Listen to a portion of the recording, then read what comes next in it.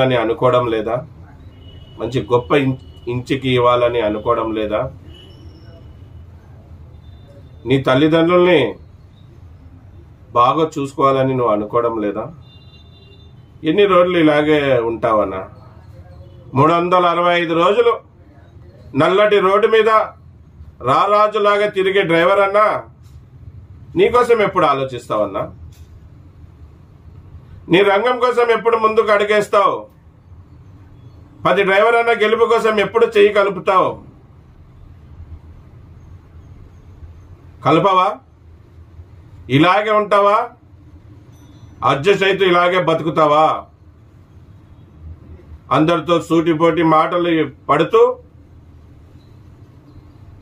అందరితో దాడులు చేయించుకుంటూ,